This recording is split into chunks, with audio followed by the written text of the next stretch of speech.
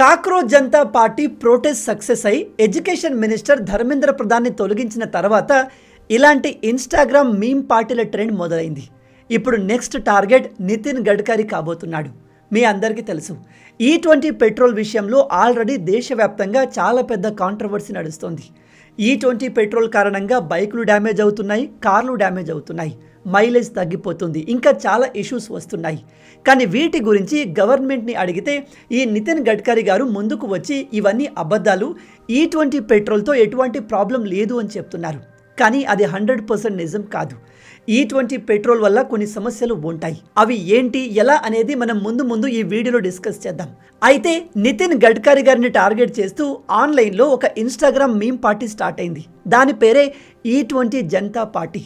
అలాగే రిజర్వేషన్ని టార్గెట్ చేస్తూ, అంటే ప్రజెంట్ దేశవ్యాప్తంగా ఉన్న రిజర్వేషన్ దేశానికి మంచిది కాదు, దానివల్ల బెనిఫిట్ కంటే నష్టమే ఎక్కువగా జరుగుతుంది, చాలామంది లక్షల మంది విద్యార్థులు రిజర్వేషన్ వల్ల ఇబ్బంది పడుతున్నారు అంటూ ఇంకో పార్టీ స్టార్ట్ అయింది.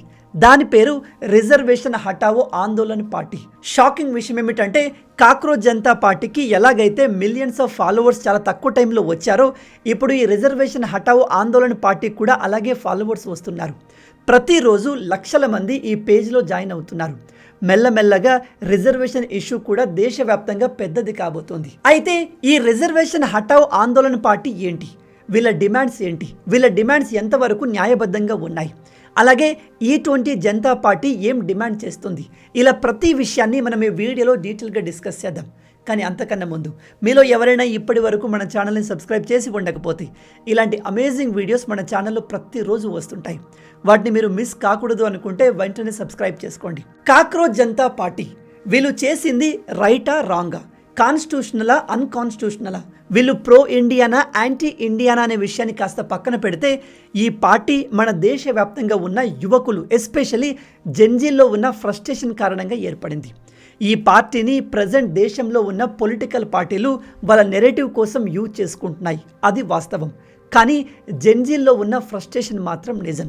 జెన్జీలు ఈ విధంగా ముందుకు వచ్చి ప్రొటెస్ట్ చేయడం ఇదే మొదటిసారి. అయితే ఈ కాక్రోచ్ జనతా పార్టీ చేసిన ప్రొటెస్ట్ వల్ల జరిగిన బెనిఫిట్ ఏంటో తెలుసా?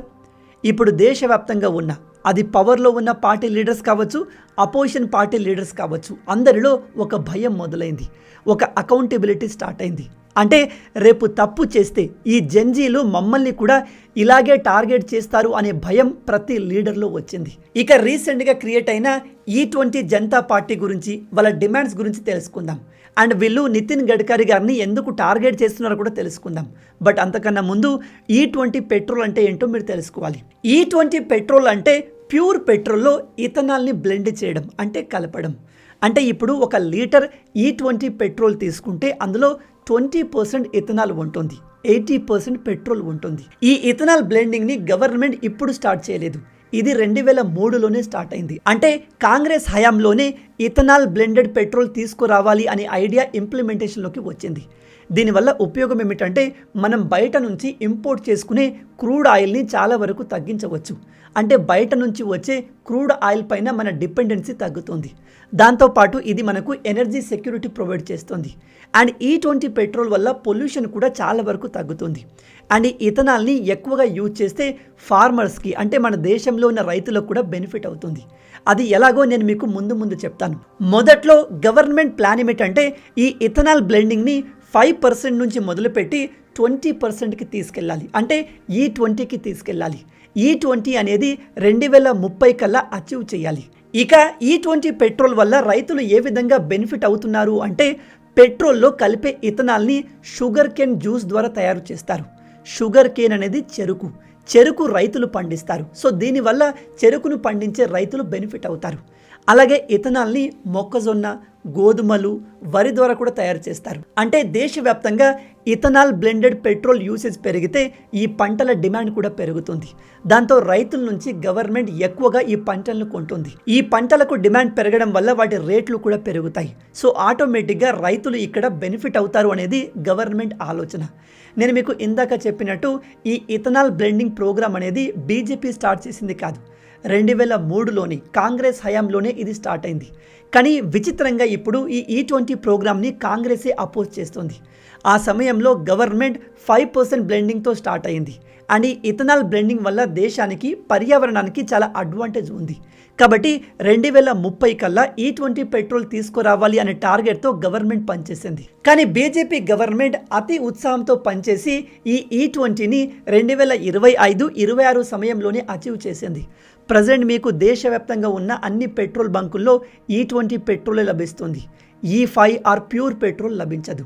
ఇప్పుడు మీ అందరికీ ఒక డౌట్ రావచ్చు, బ్రదర్ E20 పెట్రోల్ వల్ల పొల్యూషన్ తగ్గుతుంది అని చెప్తున్నారు, రైతులకు బెనిఫిట్ అవుతుంది అని చెప్తున్నారు, అలాగే మనం క్రూడ్ ఆయిల్ పైన డిపెండెన్సీ తగ్గించవచ్చు అని చెప్తున్నారు. ఇన్ని బెనిఫిట్స్ ఉన్నప్పుడు మరి ప్రజలు దీనికి అగెన్స్ట్గా ఎందుకు ప్రొటెస్ట్ చేస్తున్నారు?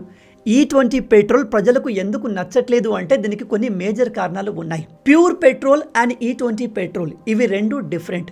అండ్ ప్రజెంట్ మన దగ్గర ఉన్న వెహికల్స్ అన్నీ కూడా ఒక పర్టిక్యులర్ ఫ్యూయల్ టైప్ని దృష్టిలో పెట్టుకుని తయారు చేసినవి. ఇక్కడ ప్రాబ్లం ఎక్కడ వచ్చింది అంటే 2023 కన్నా ముందు తయారైన బైక్స్, కార్స్, మిగతా అన్ని వెహికల్స్, పెట్రోల్తో నడిచే వెహికల్స్ E5 పెట్రోల్ని దృష్టిలో పెట్టుకొని డిజైన్ చేసినవి. వీటిలో మీరు E20 పెట్రోల్ పోస్తే ఆ వెహికల్స్లో ప్రాబ్లం క్రియేట్ అవుతుంది. ఒకటి, ఇంజన్లో కరోజన్ స్టార్ట్ అవుతుంది, అంటే తుప్పు పట్టడం స్టార్ట్ అవుతుంది, అండ్ రబ్బర్స్ డ్యామేజ్ అవుతాయి, ఫ్యూయల్ లైన్ కూడా డ్యామేజ్ అవుతుంది. ఇది 2023 కన్నా ముందు తయారు చేసిన అన్ని వాహనాల్లో E20 పెట్రోల్ యూజ్ చేయడం వల్ల జరుగుతుంది. అంటే ఇక్కడ మీరు క్లియర్గా తెలుసుకోవాల్సిన విషయం ఏమిటంటే ఈ E20 పెట్రోల్ అనేది 2023 తర్వాత తయారు చేసిన వాహనాలకి మాత్రమే సూటబుల్. పాత వాహనాలకి ఇది అంత సూటబుల్ కాదు. పాత వాహనాల్లో E20 పెట్రోల్ వాడితే అవి డ్యామేజ్ అవుతాయి. అయితే ఒక వెహికల్ యొక్క లైఫ్ స్పాన్ మినిమం 10 సంవత్సరాల నుంచి 15 సంవత్సరాలు ఉంటుంది. 2023 అంటే జస్ట్ 3 ఇయర్స్ బ్యాక్ నుంచి తయారు చేయబడ్డ వాహనాలకి మాత్రమే E20 పెట్రోల్ సూటబుల్. మరి ప్రజెంట్ ప్రజల దగ్గర 2010, 15, 17 సంవత్సరాల్లో తయారైన వాహనాలు ఉన్నాయి. అండ్ ఇలాంటి వాహనాలు లక్షల్లో, కోట్లలో ఉన్నాయి. ఇప్పుడు వాటన్నిటిలో ప్రజలు వేరే ఆప్షన్ లేక గవర్నమెంట్ తీసుకువచ్చిన ఈ రూల్ కారణంగా E20 పెట్రోల్నే వాడాల్సి వస్తుంది. ఎందుకంటే పెట్రోల్ బంకుల్లో కూడా మనకు E20 పెట్రోల్ తప్ప వేరే ఆప్షన్ లేదు. ఈ కారణంగా ప్రజల చాలా వాహనాలు డ్యామేజ్ అవుతున్నాయి, మెయింటెనెన్స్ కాస్ట్ పెరుగుతుంది. అందుకే ప్రజలు ఫ్రస్ట్రేట్ అయి ఇప్పుడు గవర్నమెంట్కి అగెన్స్ట్గా ఈ E20 పెట్రోల్కి అగెన్స్ట్గా ప్రొటెస్ట్ చేస్తున్నారు.